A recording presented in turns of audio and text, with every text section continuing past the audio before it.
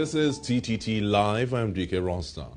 The Ministry of Health is giving an update on the status of COVID-19 in Trinidad and Tobago.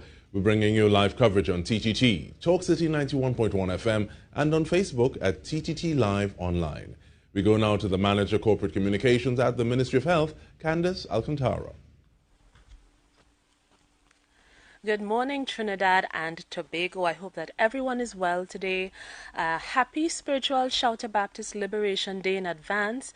And we also have other religious festivals in this wonderful society of ours. We're in the time of Holy Festival, that's Holi, for our Hindu brothers and sisters. And of course, going into the Easter weekend, we're in the Easter season right now for our Christian brothers and sisters. Welcome to another edition of the Ministry of Health's virtual media conference. We're here to provide you with accurate information on the ministry's COVID-19 response. Today in studio we have with us Dr. Miriam Abdul Richards, Principal Medical Officer of Institutions, who will give us the clinical update, and she will also provide this morning an update on the parallel health system. Then we go to Dr. Avery Hines, who's the Director of Epidemiology at the Ministry of Health, and he will give us the epidemiological update. And then we go to Ms. Camille Campbell, counseling psychologist with the Northwest Regional Health Authority, and she will bring us some information on how we can cope with pandemic fatigue. I'm Candice Alcantara, Manager Corporate Communication at the Ministry of Health, and I will moderate this morning. We go now to Dr. Richards, who will give us the clinical update and an update on the parallel healthcare system. Thank you very much, Candice. My esteemed colleague, Dr. Avery Hines, and my colleague from the NWRHA, who will provide us information in terms of coping with the COVID-19 pandemic. Good morning to members of the media. Thank you once again for your continued attendance. Good morning, Trinidad and Tobago.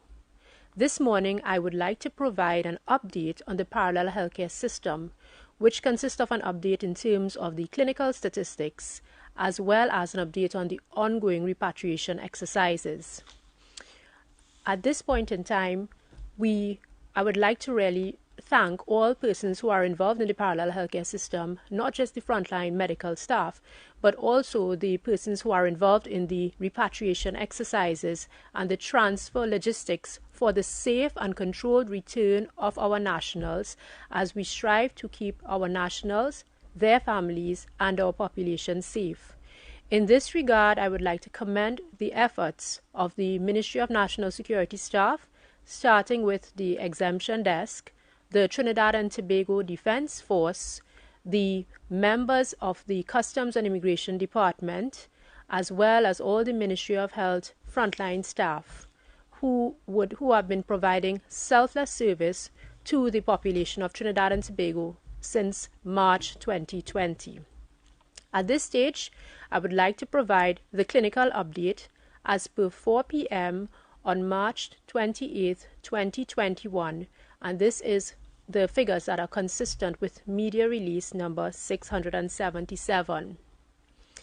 As of 4 p.m. yesterday, 108,358 COVID-19 tests have been done in public and private facilities across Trinidad and Tobago.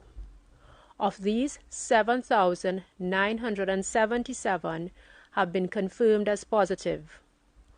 Over the last 48 hours, there were 23 confirmed cases of COVID-19, taking the active number of cases to 240. These cases are distributed as follows: 14 confirmed positive cases at 3 of the hospitals in the parallel healthcare system.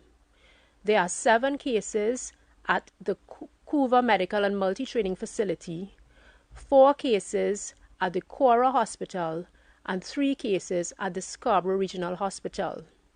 Additionally, there are 4 confirmed cases at the Debe Academy Step-Down Facility, while there are 199 cases in self-isolation. Thus far, we have had 142 deaths since March 12, 2020, and we would like to extend our sincere condolences to the families and relatives of these persons.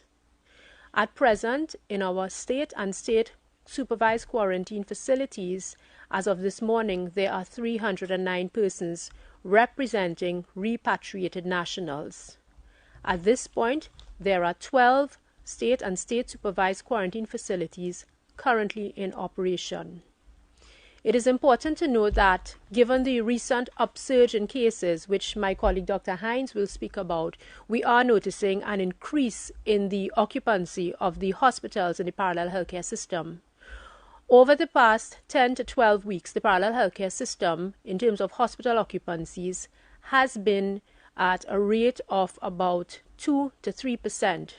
However, as of today, that occupancy percentage has increased to 7%. The percentage of ambulatory beds that are occupied in the parallel healthcare system has also increased from about 3% to 6% as of today. And this really emphasizes the need for us to continue to be vigilant and to exercise our COVID-19 prevention measures, which are the 3 W's: wear your mask, watch your distance, and wash your hands. I'd like to also provide an update on the repatriation exercises, which are led in collaboration by the Ministry of National Security. And we had a successful exercise on Saturday evening, which was March 27th, in which there was a return of approximately 95 persons from Barbados to Trinidad and Tobago. And we would like to say that all persons were received in a very safe manner and are currently accommodated at our state and state supervised facility. Over the next 3 weeks, there are 5 further repatriation exercises that are scheduled. On March 31st, there's a repatriation exercise from Miami to Trinidad and Tobago, and as of this morning, I am informed that there are 130 confirmed ticketed persons. On April the 8th, we have an exercise from New York City, April 14th, Canada, April 16th, Barbados, and April 21st, Miami. The government of Trinidad and Tobago is committed to ensure that all returning nationals are received in a safe manner, and as such, we are anticipating approximately 130 persons per flight. As I close this morning, I would like to again remind the population to please heed the COVID-19 prevention measures, especially as we approach the Easter vacation, where there would be a lot of mixing of persons. So now I hand back over to Ms. Alcantara. Thank you. Thank you very much, Dr. Richards. And we go now to Dr. Hines for the epidemiological update. Thank you, Ms. Alcantara. Good morning to Dr. Richards. Good morning to Ms. Campbell. Good morning to members of the media, members of the viewing and listening public. I'd like to go straight into my slides. We can actually skip directly to the second slide. The epidemiological update for today contains all the information up to March 28th at 4 p.m. And again, what we are showing with the epidemic curve in particular is that focus on the orange bars over to the right-hand end of this curve and the black line that runs through them. That black line representing what we call the rolling average of cases calculated over a rolling 7-day period. And what we can see with that line and with the general trend in heights of those orange bars is that we are getting a steady increase at this point in time in the number of cases that we are seeing on a daily basis, on a weekly basis. And that rolling 7-day average has gone from a low of 3 to its current position of 17. So that's approximately 17 new cases being accumulated on a daily basis. And this upward trend is a cause for concern, which we will speak about in a little more detail. Let's go to the next slide. The next slide shows something similar, but aggregating the data over weekly periods instead of daily. So the skinnier bars in the previous epicurve were daily numbers. This weekly representation gives a better idea of that trend. You can see the orange bars again representing the weeks in March getting progressively taller. and we can see that the background, there's a background shadow, an orange or salmon color behind it that actually represents the percentage of cases that are positive out of the people who we swab for respiratory illness.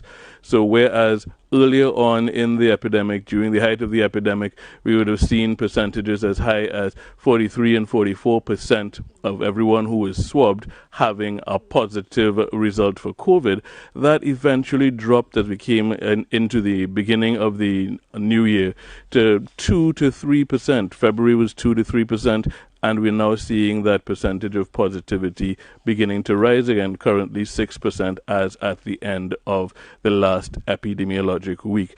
So we are seeing that there's an increase in the overall prevalence of the virus circulating among the population and showing up in those individuals who come to the health centers, to the hospitals, to the emergency rooms to be swabbed. One of the things we also noticed, and we mentioned it at the press conference on Saturday, is that the overall increase did begin approximately 2 weeks after one of the relaxation measures that had been announced on the 21st of February, and that was the relaxation around some of the larger gatherings for sporting activities, larger group sport activities.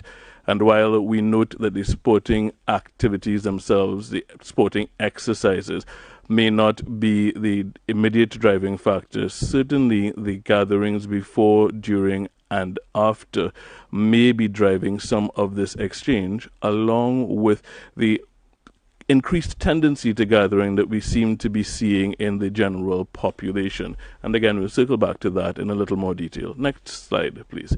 So the demographics have remained largely the same. Cumulatively, we've noted that about 55.2% of the total COVID cases fall into that working adult age group of 25 to 49 years of age, and that just over 53% of the COVID positives have been men.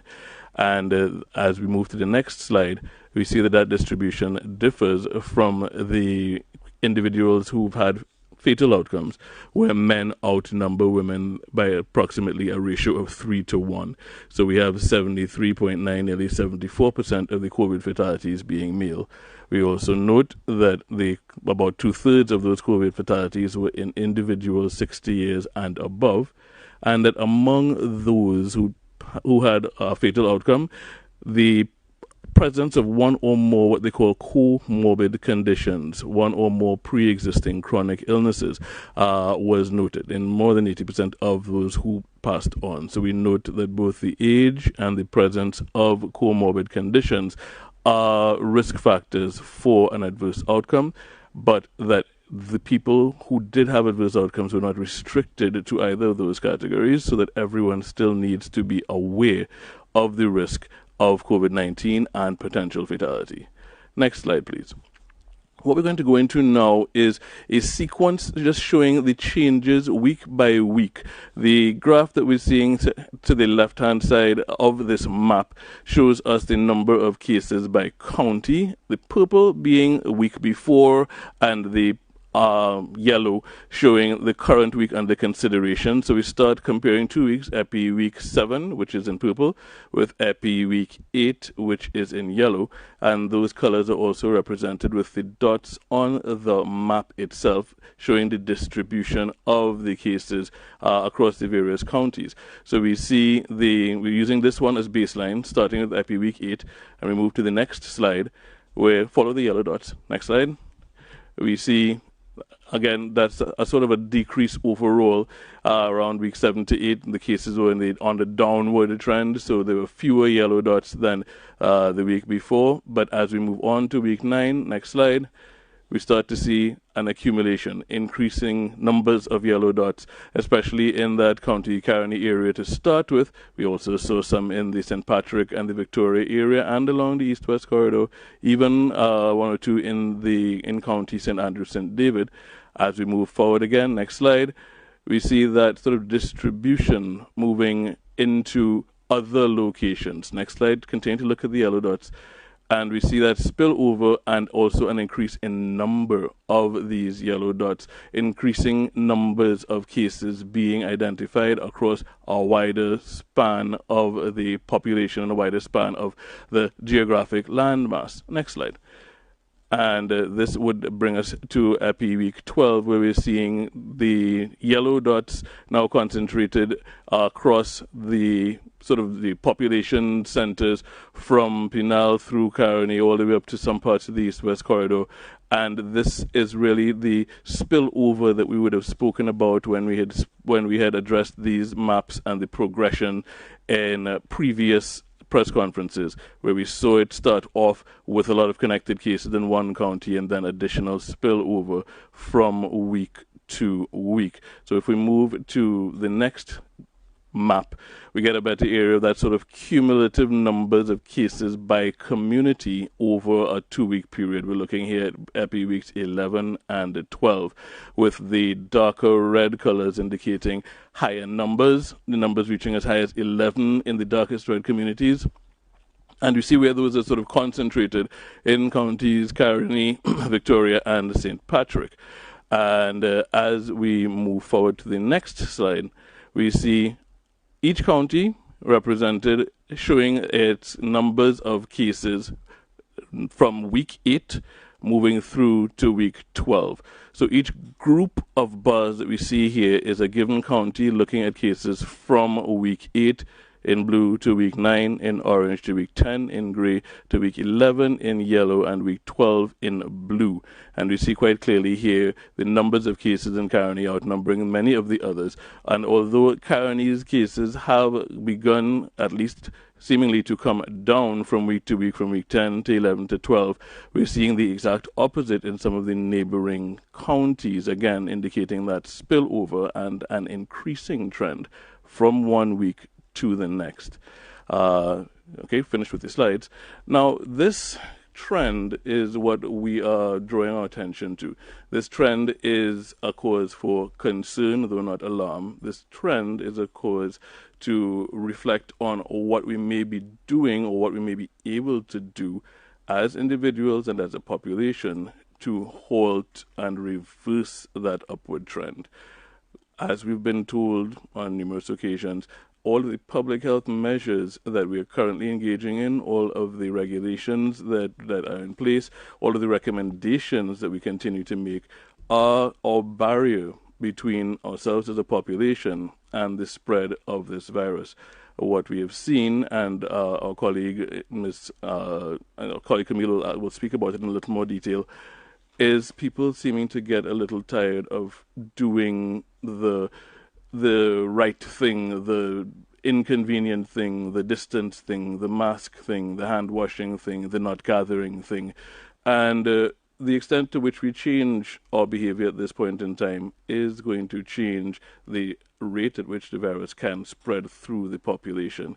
We've seen on social media some of those pictures of gathering, milling around in public spaces. Again, understandable and understood. People want to get out, people want to do things, people want to entertain themselves, but we still have to be aware that we are in the midst of a pandemic, and that the gathering that we're seeing, the crowds of individuals, and then crowds of people exhaling into a common space and possibly sharing infected respiratory droplets with one another. The tendency to gather indoors, to exceed the numbers of individuals that should be gathering in a given space, the tendency not to wear masks at work or in other places where we're gathered, all of these things, as we relax on these measures, we give the virus additional opportunities to spread from one individual to another. And it's important to emphasize that right now, as we're moving into the holiday season, we're moving into the Easter holiday season with kids away from school, with individuals looking to travel either to Tobago or to wherever they're going. We do need to maintain even more so the behaviors that will protect ourselves and protect others from becoming infected. Because even if, as we've pointed out, even if we, the younger population, may not immediately have adverse effects, we can get ill and we can carry that illness back home to other more vulnerable members of our own households. And this is something we really want to avoid. We are asking again for the population to pay attention to those 3 W's: the wearing of your mask, the watching of your distance, and the washing of your hands. And with watching your distance, we don't just mean individually, but we also mean the avoidance of crowds, the avoidance of congregation and clustering. So I'd like to tie this part of it up by reminding the population that the COVID-19 virus is still a clear and present threat to the well-being of the population. We are experiencing an upward trend that we can halt if we double down on those preventive behaviors, we double down on following up with the public health regulations and guidelines. And there's a great degree of individual responsibility that is going to be needed to reverse this trend. And with that, I'd like to turn back over to Ms. Alcantara. Thank you very much, Dr. Hines. We are going into a series of national holidays or religious observances and festivals, as I mentioned earlier, between this week and next week. And it's very possible that pandemic fatigue may cause us to make some irresponsible decisions. And so that's why we have Mrs. Campbell here with us, who will speak to us about some of the coping mechanisms which will help to keep us vigilant, especially as we go into this upcoming religious festival period. We go to Mrs. Campbell. Good morning, everyone. Ms. Alcantara, Dr. Richards, Dr. Hines, members of the media and the wider listening audience, a hearty good morning to all. I am humbled by the opportunity today to speak with you about pandemic fatigue. So have you ever had a goal that you set for yourself? We can start off quite determined, quite focused, but somewhere in the journey we become very weary, fed up, and wanting to give up. That's how many of us might be feeling at the moment with this pandemic. We might be feeling tired of having to wear a mask, having to be alert and mindful not to touch our faces, or always washing our hands. We can't gather as we're accustomed to, and our social interactions are devoid of physical contact. These feelings are quite normal, and it is expected, especially because of this prolonged public health crisis. 1 year ago, we had limited information about COVID-19 and its effects.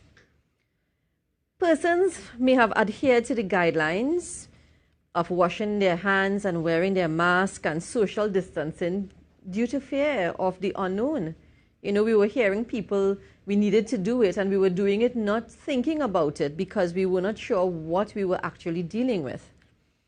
I know of persons who would have sanitized their shoes when they came back home, or even wiped the groceries after purchasing them in an effort not to contract this virus. Persons were very strict on not visiting family members and friends, especially the elderly. We may have felt like we had no control over this invisible threat. However, 1 year later, persons may perceive this threat of the virus as if it has decreased because it is there for so long. We have become accustomed to it. That's a dangerous place to be, as the virus is still a real threat. Some of us desire the need for freedom, as we may feel restricted by the inconveniences. I have found that when we are at these moments of frustration or wanting to give up, it's important to refocus on the initial goal. So what has been our goal over the last year? It was to keep our loved ones safe, our elderly parents, our children, and those we love, ensuring we do all in our power to stay COVID-free. It is during these times of feeling weary and tired that we now have to dig deep for grit and resilience.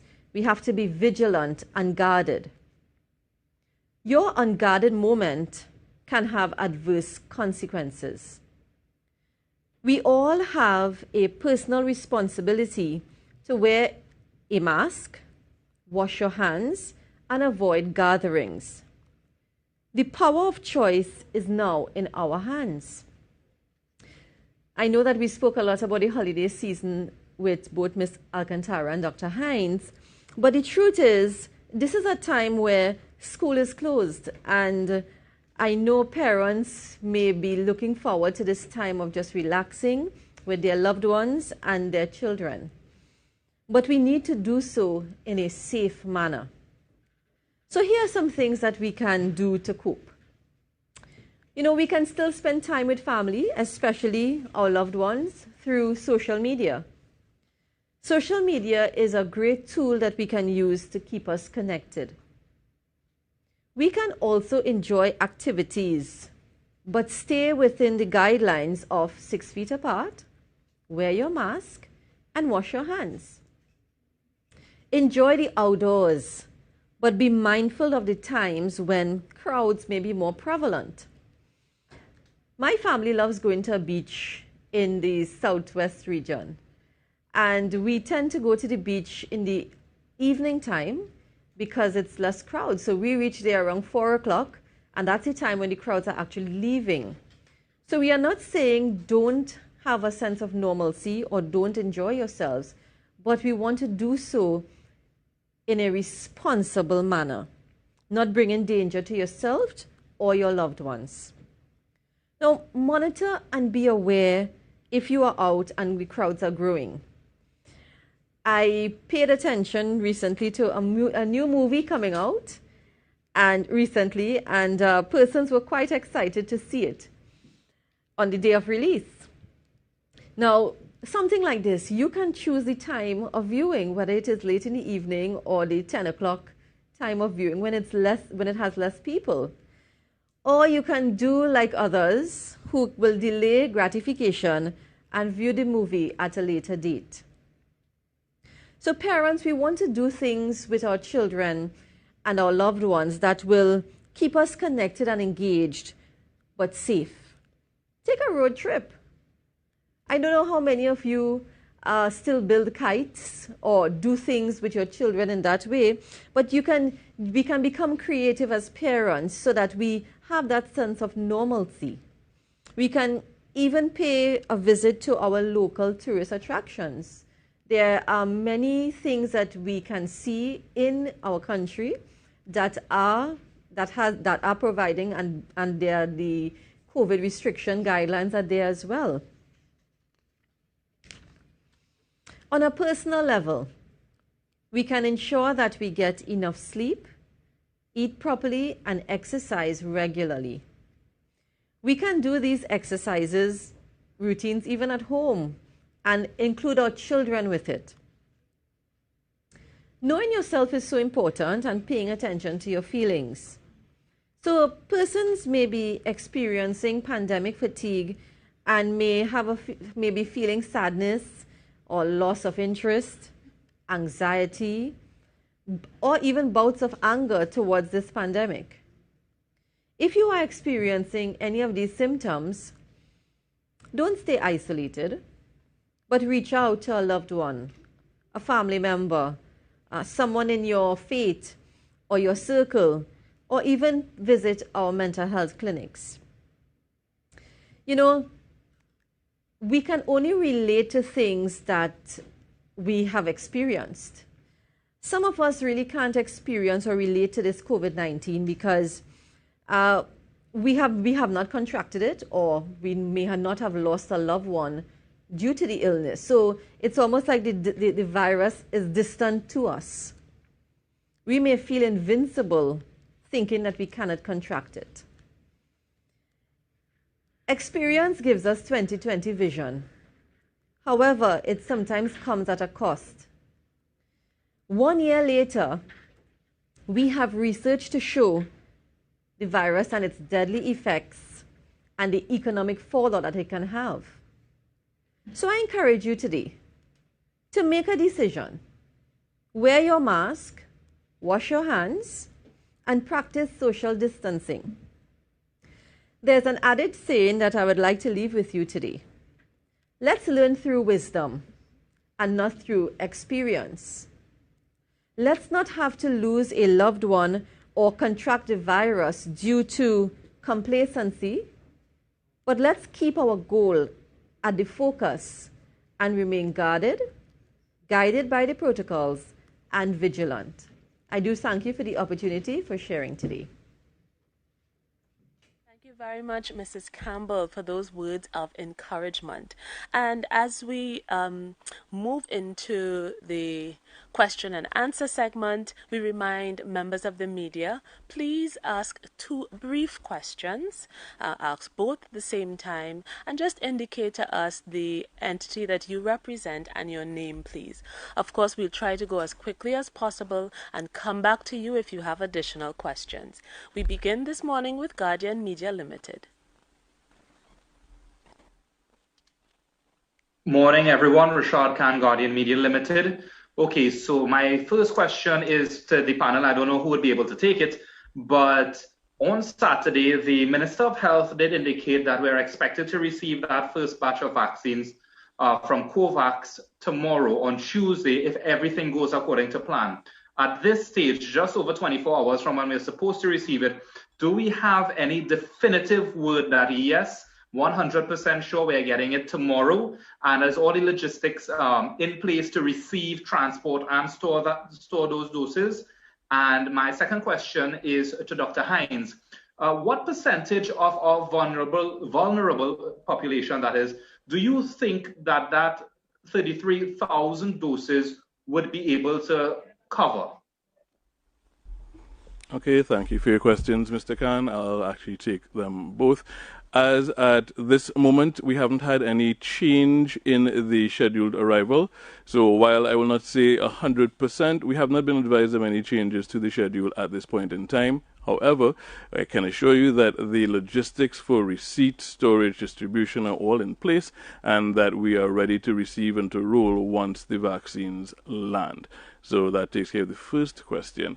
The vulnerable population is a part of the vaccine strategy, but as I'm sure you've heard us say on a few occasions, there is a sequence, a process, and that process begins with the healthcare workers and then the individuals who are over 60 with the comorbidities.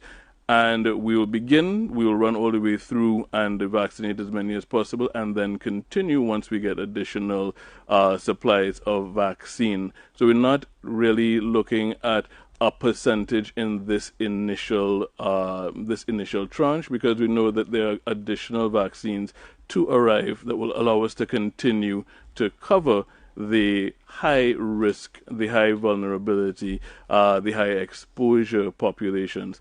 And the strategy then helps us to reduce the risk of transmission and the risk of adverse outcomes by covering the population in that sequence, utilizing that strategy.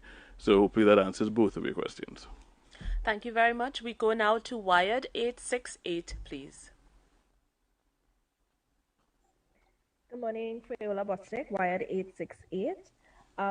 My question believe would go to Dr. Hines. Dr. Hines, last week you mentioned that 50%, sometimes more, of the cases, positive cases that we've seen have been asymptomatic cases, right? And you said they mostly came from contact tracing. I'm wondering, has there been an increase in the testing of asymptomatic contacts, and whether or not we know what impact that could have on the rising cases that we're seeing? Thank you. Just one question today. Okay, thank you for the question. So yes, we have been ensuring that all of the asymptomatic contacts of individuals who've been confirmed are also tested. And in so doing, we do note that that will increase our ability to pick up on the asymptomatic cases. So yes, that will increase the number of cases that we detect, but we are also conducting the routine surveillance swabbing of individuals who turn up in the health system without a history of contact, but who have respiratory symptoms. So we are looking in more than one direction and in more than one population at the same time, and ensuring that as many individuals as possible can be detected by utilizing these joint strategies. What we do want to continue to encourage people to do is that if they're having any symptoms at all, they need to seek medical care, they do so and they declare their symptoms, and they'll be managed appropriately. If they believe that their symptoms aren't such that medical care is required, we still want to encourage you to isolate yourself. So if you're having respiratory symptoms and you don't need to seek medical care, we still want to request that you stay at home. You isolate yourself from your family members. You isolate yourself clearly from the workplace so that you don't share whatever virus you have. Noting that other viruses are clearly in circulation, you don't share whatever you have with those with whom you come into contact. And again, because of the risk of people being asymptomatic and moving around, the use of the masks, the use of the physical distancing, the avoidance of crowding and clustering of individuals, all of these things are the strategies that are going to help us reduce the risk of transmission at this point in time. So we need to pay even more attention given the fact that we're seeing this current increasing trend. So thank you for the question. Thank you very much. And we go now to AZP News, please. Hi, good morning. Praya Hari, azpnews.com. My first question is for Dr. Hines. Dr. Hines, you said that the recent upsurge, it coincided with the opening up of contact sports. Basically, do you have any contact tracing to show that the new cases were a result of people who took part or were part of any contact sports like that? And second question is for Ms. Campbell. Ms. Campbell, what advice you have for people who have already breached the regulations, people who may have been charged for breaching the COVID-19 regulations, and people who may be roasted on social media for breaching these regulations? What advice you think you have for those people? Thank you. Okay, thank you for the question. At this point, no. The contact tracing that we have been doing and the information that we have received has shown gatherings in other places, including the bars, including the religious settings, including the workplace, as the places that are listed when we ask where you've been and who you've been in contact with and who's been in contact with you. So it is really sort of an environmental observation. Every time we see an increase or a change, we look back over the 2-week period to see if anything may have contributed to it at a larger or a wider level. And what we noticed is that the beginning of that increase coincided with the 2-week period that we normally look at for having elapsed after the change in those regulations. So while we're not saying that it's directly related to that, we do note that the changes in behavior that are associated with gathering to watch sports, gathering after you've played the sport, etc., those things could drive the increasing spread. And because of that, we're encouraging people to be aware of that and to reduce the risk by altering the behaviors and adhering to the public health guidelines. Thank you, Dr. Hines. And we go to Mrs. Campbell for a response to the second question. Thank you for your question. So persons who would have broken the regulations, I think they're at a place where they can be great advocates because they would have experienced the shame, the whatever else from the police, that going through that phase, and I'm pretty sure that they may not want to find themselves in that position again. So they may be at a place where they can advocate, wear your mask. It doesn't matter if you're on the outdoors and you just came out, wear your mask, do what is right. And for those who might be responding negatively to that on social media, the truth is we tend to let our guard down, and it can happen to any one of us.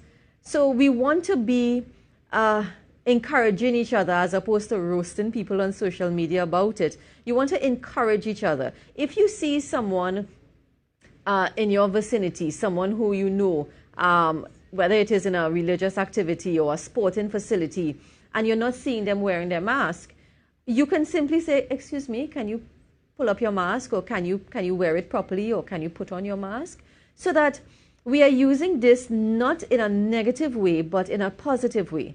So persons who would have gone through the experience, now you have 20/20 vision and you understand what it feels like to be on that end of the spectrum. So you can now do some advocating. You can now do talking to those in your family and those around to wear your mask and to wash your hands. It's unfortunate that you would have been on the other side of the stake in getting having your regulations broken and having to pay a cost for it. But the truth is, some consequences do come at a cost. And it's for us to learn from the experience and to ensure that it doesn't happen again. So thank you for your question. Thank you very much, Mrs. Campbell. An opportunity to become an advocate for aligning to the new normal guidelines and, of course, for COVID-19 vaccine acceptance. We go to Newsday, please. Good morning, everyone. Good morning, Rihanna McKenzie from Newsday here. My first question is for Dr. Hines. What has contact tracing revealed about trends in the spread of the cases that we're seeing now? At the beginning of the surge, it was suggested that people were not wearing their masks at work. Then we also heard later that congregation at bars and restaurants was another possible issue. Is it that you're seeing any patterns of behavior that can be addressed, or is it that the spread is just sporadic at this time? My second question, I'm not sure if you can help me with this, but I was hoping for a possible update on the man from Laventille who passed away this weekend of tuberculosis. I understand contact tracing was supposed to be done in that case. Has there been any headway made on that? Thank you. Okay, thank you for the questions. The information that we have shared in the past and that you outlined actually quite nicely is the information that we continue to share with respect to what contact tracing has found. What contact tracing has found is that there are individuals who would have been in settings where they weren't wearing their mask at work, or where they were in a religious gathering after having been ill, or where they were in a bar and they then moved to another one, and family members of people who were in the bar with them also got ill. We're finding that there are, of course, other cases that turn up without those histories. So that's not the exclusive pattern that is being noted. And because we note that outside of those clusters of people with known contacts, we continue to have other individuals who show up with no known contact. This is why we continue to advocate for the adherence to all of the public health guidelines. So nothing has changed really with respect to what has been identified as the high-risk set of behaviors. That is still the same, and we still have both cluster and sporadic occurrences of virus showing up in the population, and because of that, all of the guidelines remain exactly as have been stated. With respect to your second question, generally anything that deals with tuberculosis is dealt with by the tuberculosis program. There's an entire division, an entire vertical service that manages that. So detailed updates will not be available from us, but we can indicate that all of the relevant contact tracing would have been initiated, and anybody who needs to be contacted as a result of or arising from that situation will be contacted by the individuals that run that particular program. Thank you very much, Dr. Hines. And just to advise Ms. McKenzie, some information was provided to a colleague of yours at Newsday as it relates to that particular case. We go now to Radio Tambourine, please. Good morning, Clayton Clark, Radio Tambourine. My question, not sure who it's directed to. Well, this is the week leading up to Easter and the anticipated increase of domestic or visitors from Trinidad to Tobago. Some of them are here already. I visited the airport yesterday and some of the recreational areas.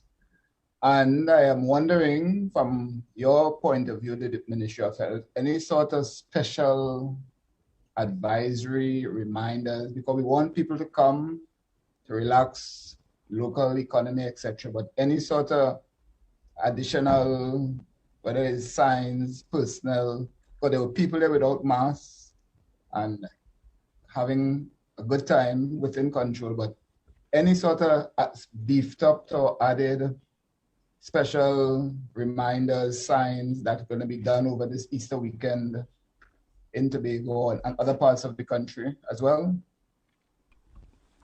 Okay, thank you for the question.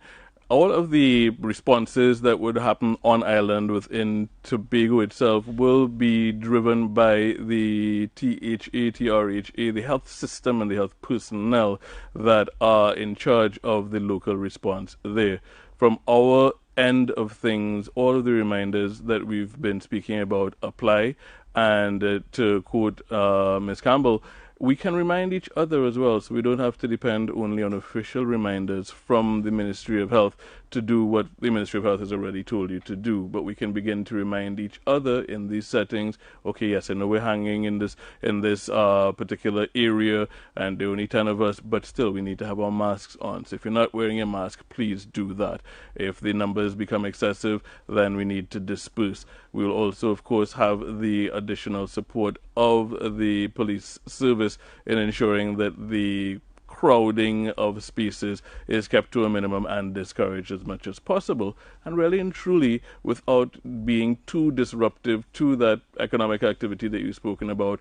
That's as much as the official channels can do to enhance protection. The rest of it is really and truly in the hands of those who are moving about and those who are coordinating the moving, coordinating the gathering, coordinating the stays and the trips. All of that needs to be done against the backdrop of and with the mindset of we're dealing with a pandemic. We can't go about business as usual and ignore the enhanced public health safety guidelines of washing our hands, watching our distance, and wearing our masks. Thank you very much. And we go now to follow-up questions. First follow-up question from Guardian Media Limited, please. Hi, good morning again. I just want to get an update on the rapid antigen test kits that we would have received. I believe it was late last year. I remember that it wasn't implemented immediately because there was some verification that needed to be done that wasn't able to be done because we had a low number of cases. But now that cases are on the rise, could we expect to see those test kits implemented anytime soon? Okay, thank you for that question. As you pointed out, the low number of cases was a bit of a hindrance to getting that full validation. There was some preliminary or interim validation which will be boosted by this additional increase in cases, but there has been a discussion around the best means, the best process, the best algorithm for implementing those rapid kits alongside the rest of the testing. And as that discussion continues and evolves, updates will be provided. Thank you. And now to Wired 868, please. Hi, good morning again. This question is for Mrs. Campbell. Mrs. Campbell, you kind of drew a parallel to making goals and getting frustrated or along the way towards a goal. So my question is, what kind of impact do you think it has on pandemic fatigue to not have a definite end or milestone towards an end? And what impact is that having on people in terms of coping with fatigue? And what can be done in terms of the messaging by the government to the population and to people themselves as they wait with, no real concrete numbers as to, okay, when it gets this low, we'll end, when we'll get the vaccines, definitely. So how do people deal with that level of uncertainty? Thank you for your question. It's true. If we have a goal and we have an end date, we have something to look forward to. However, because this is affecting the world at the moment, it's hard to put a timeline. We would hope that vaccines will take away the problem, but we don't know that. This is new for us. So in an effort to keep your anxiety levels down, it's important to deal with this by a day-by-day basis. When we don't have control over something, our anxieties can go through the roof. And what we have to do is to just take it one day at a time, ensuring and hoping and ensuring that your mental health is in a positive place, because we can understand that that delayed or that time frame that we don't have, it could have an impact on our mental health. So the tips that we would have discussed before, the coping strategies, those are things that we will want to continue on a day-by-day basis, ensuring that you practice self-care, self-care for the children, yourself, coming to work on a daily basis or being restricted. You know, there are so many limitations to the pandemic, but there are also positives. So it's how we are viewing it. And my advice to persons who may feel overwhelmed at this time and don't have, because they don't have a date to work towards, is taking it one day at a time. We have questions from TV6 for the first time on the conference. So let's hear from TV6 now. Vanessa Cutting, TV6 News. Good morning. I just wanted to find out of the new cases you would have recorded over the last 48 hours, how many of those would have come from the prison system? Because I'm aware that we had at least one confirmed case over the weekend.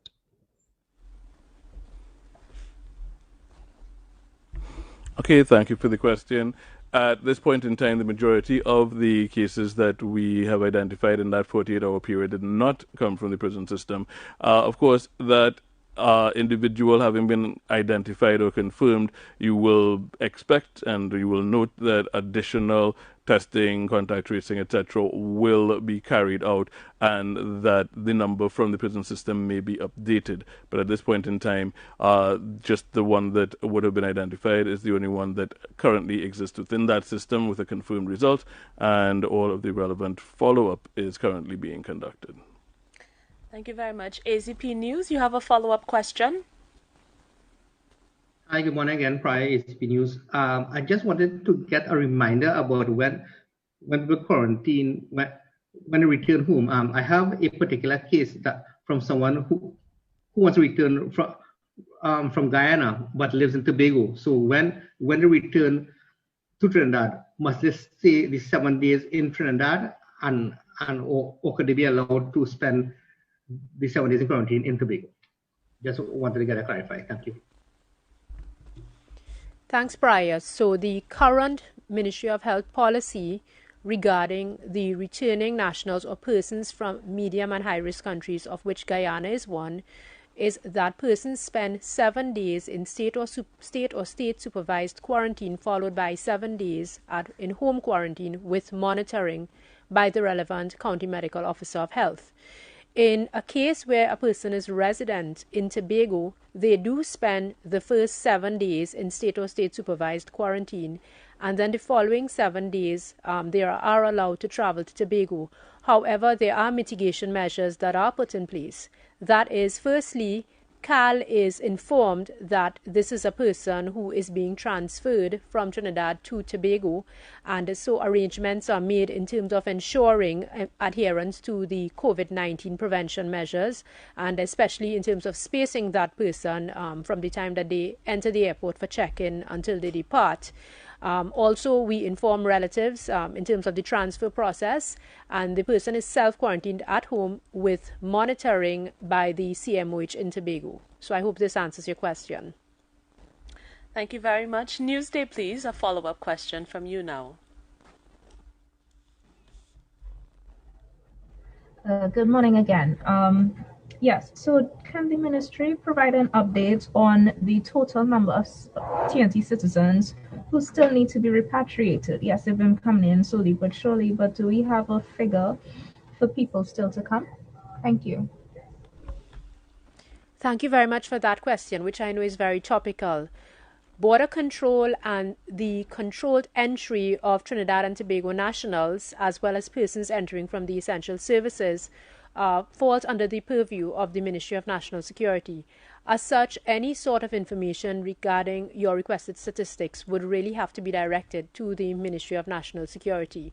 The Ministry of Health is responsible for quarantine arrangements once persons enter Trinidad and Tobago. Thank you. Thank you very much. And back to CNC3, please. Okay, CNC3 is fine. So let's go to AZP again. Oh, and I see we have no more questions this morning. Thank you everyone for participating. I know that the holidays in Trinidad and Tobago are really a time for gathering with family and with friends, and even as we move into the vaccination of our healthcare workers to start, and persons who are 60 and over with NCDs, as was indicated in the media conference on Saturday, please remember that COVID-19 is still with us. We are still in the middle of a pandemic. Remember your 3 W's. Wash your hands, watch your distance between yourself and others outside of your household bubble, and of course, wear your mask.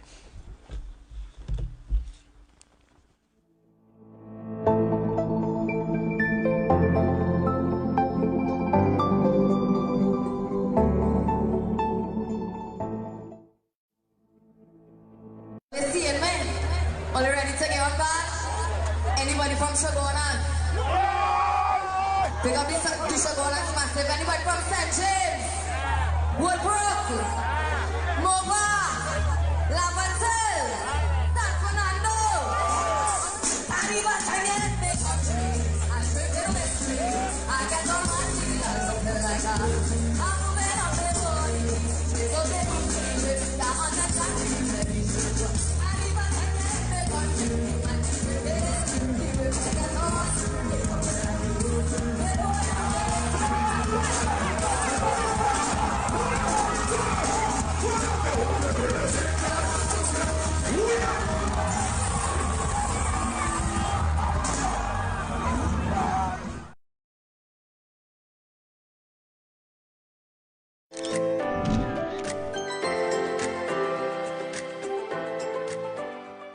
As the wife of the Prime Minister, and he's been, it seems, in public life most of his life.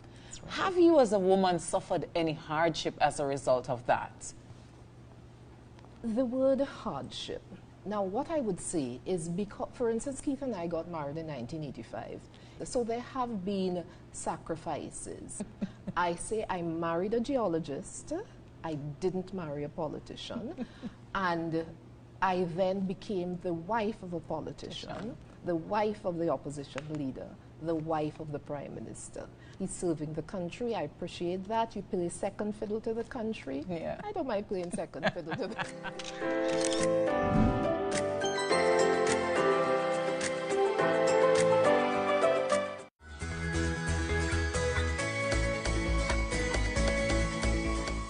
Well, I've been judging for Red Cross for a number of years, and I think a competition like this is important. And I'm very happy that the Red Cross is celebrating this event, given all that we've had to go through. What's unique about it is it's during a pandemic. It puts them on the side of the designer rather than just being the mass player. Designing is basically international. You might send in a design for some international situation, and here it is, you end up representing the red, white, and black. This is a wonderful opportunity to celebrate our youth. One, to push our culture, and also to show them that you can have a career in this creative industry. We're looking forward, to the excitement. I believe that, the future of Carnival is definitely in their hands. We're all here to support them.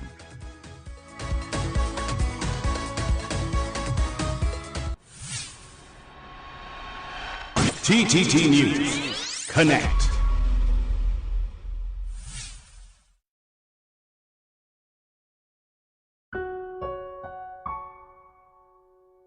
I solemnly pledge to dedicate my life to the service of my God and my country.